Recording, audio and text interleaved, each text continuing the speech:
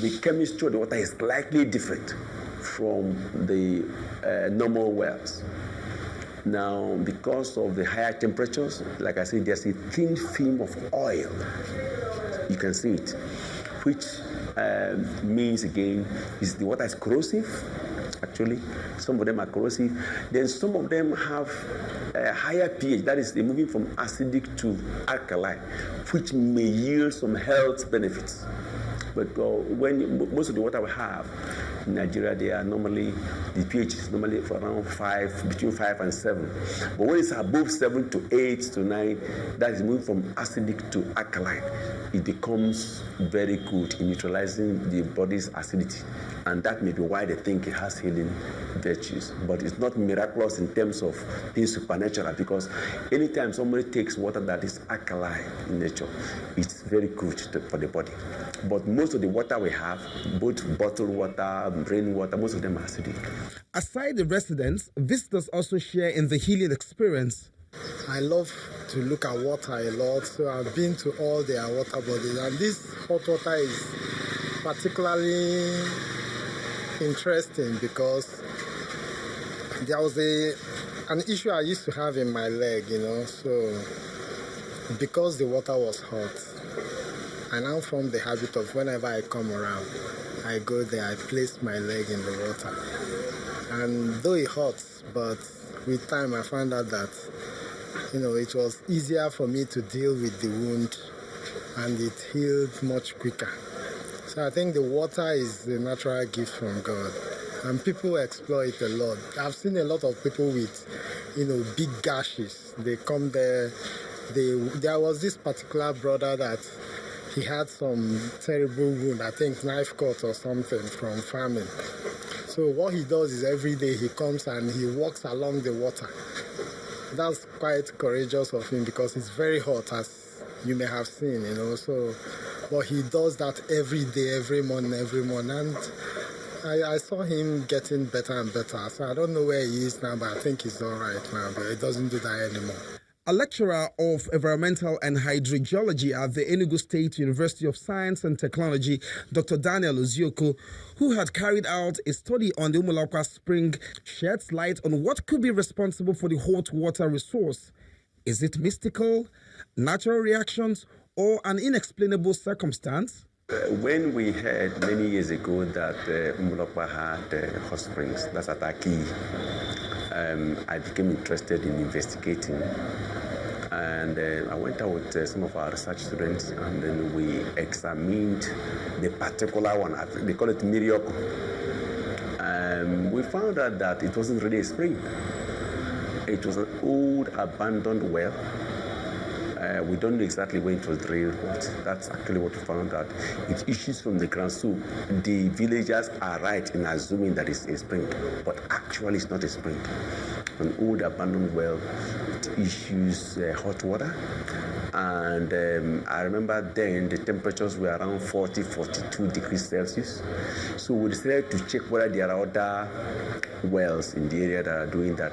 The springs, the actual springs are not hot.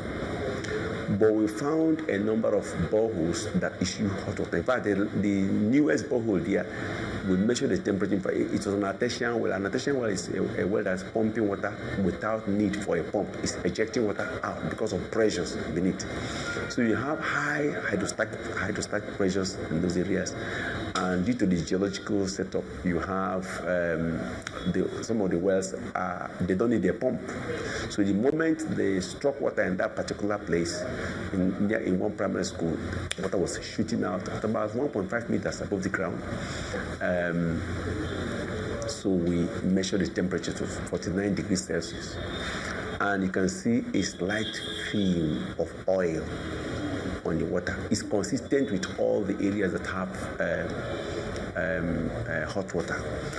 Now, we did, we checked the trend. We sampled waters from Ninth Mile, which is east of Umulapa, to Umulapa, which is west of Ninth Mile.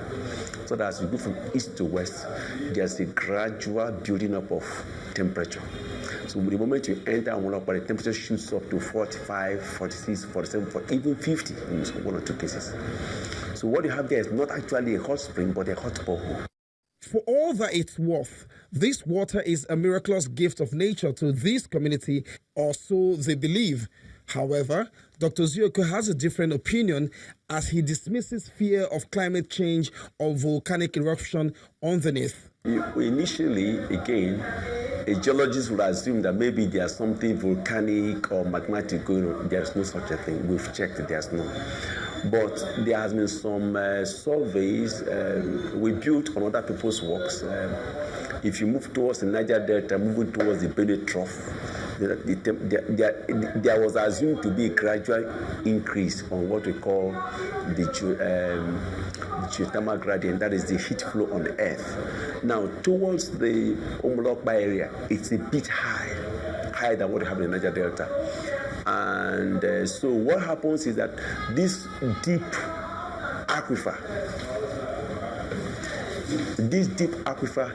picks up the heat at great depths and transfers the heat to the surface. That's actually what is happening.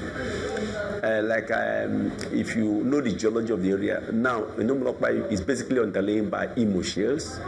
It lies on top of the Nsuka Formation. Nsuka lies on top of the Ajali Formation, which lies eventually on the Mamu Formation. Now, but in Enugu, you have more of Imo shale Nsuka, and then the water is coming out from the Ajali. So the Ajali is under pressure by two big formations, Nsuka and Imo shales. And so the water has to pass through Nsuka Formation through Imo shales. And because of more than 1,000 feet or even more, like we discovered that the particular borehole, the last one they drilled that was issuing very hot water, they struck water at nearly 260 meters, which is extremely deep compared to other boreholes in 9th Mile or elsewhere. So what happens is that because of the higher geothermal gradient in the area, the water coming out from great depth transfers the heat from great depths. The aquifer is deeply buried, so it picks up heat from there and pushes to the surface. That's what's happening there. Another issue of concern for the people is how the gush could be better piped for more effective and more precise use, which should help curb the damages its uncontrolled flow is doing to the farmlands. Some people complain of carbide inside it, and it destroys a lot of farmland around that environment. So we needed people to help us to channel that water where it's supposed to be, so that that water will not continue destroying something there. And you cannot get some fish. There are places we get fish there, but because of that hot water, we can't get fish there. The problem now we have in this water now is that if you see the erosion now, it's moving down to Amofu, the village called Amofu in Umulapa. The Amofu is the village, Igwe chief, Edwin Tabo, the Igwe of Ezora. There is a Chiologo, one of Ezora, is from the community. But all of them, they are not happy because the water has spoiled many things on their road. When getting there now, you must follow this road there because it's not motorable. Even Basco machine cannot go there. That's the reason why everybody follow the major road to Boost. When you do a care market, there you drive Ezora to meet Igwe's community.